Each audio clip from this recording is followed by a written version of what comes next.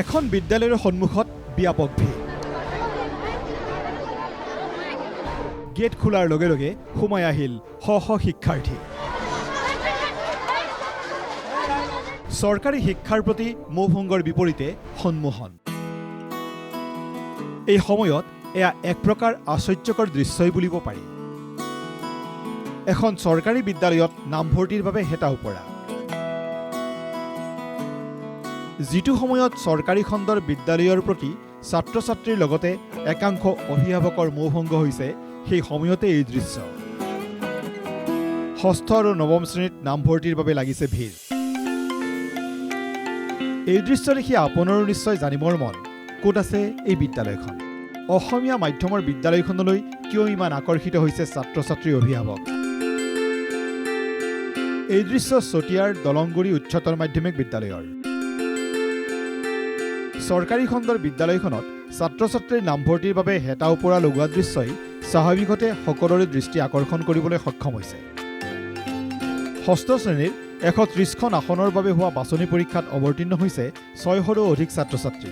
সমান্তৰালভাৱে নৱম শ্ৰেণীৰ নামভৰ্তিৰ ক্ষেত্ৰতো দেখা গৈছে একেই পৰিৱেশৰ। স্কুলখন ভাল শুনিছোঁ, সেইটো কাৰণে ছোৱালীক মই ইয়াতে এডমিশ্যন দিম বুলি ভাবিছোঁ। এবাৰ 7ত ভাল কাৰণে ভাল শুনি আমি আলোচনা কৰি পেলাই এইখন বিদ্যালয়তে এডমিশ্যন দিম বুলি ভাবিছোঁ। দলংগুৰি উচ্চতৰ মাধ্যমিক বিদ্যালয়খন 1956 চনতে ইয়াত স্থাপিত হৈছিলে আৰু তেতিয়াৰ পৰাই স্কুলৰ অগ্ৰগতি দেখি আমাৰ বিভিন্ন অঞ্চলৰ ছাত্ৰ ছাত্ৰী সকলো আমাৰ দলংগুৰি স্কুললৈ ধাৱমান হৈছে আৰু ক্ৰমান্বয়ে আমাৰ দলংগুৰি উচ্চতৰ মাধ্যমিক বিদ্যালয়ৰ শিক্ষাৰ হাৰ বিশেষ উন্নত হৈ আহিব ধৰিছে।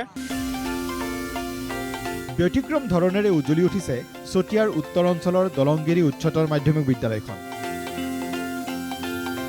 বিদ্যালয়খনৰ অধ্যক্ষৰ তৎপৰতাত বিদ্যালয়খনত থকা সুস্থ বিদ্যায়তনিক পৰিৱেশৰ লগতে বিদ্যালয়খনৰ আন্তঃগাঁথনিৰ উন্নয়নে এই পৰিৱেশ গঢ় দিয়াত সহায়ক হৈ পৰিছে। এই দলংগুৰি উচ্চতৰ মাধ্যমিক বিদ্যালয়ত যে আমাৰ বাছনি পৰীক্ষা অনুষ্ঠিত হ'ব ক্লাছ 6ৰ কাৰণে, আজি আমি দেখিছোঁ যথেষ্ট সংখ্যক আমাৰ ছাত্ৰ ছাত্ৰী আহিছে বাছনি পৰীক্ষা দিবলৈ।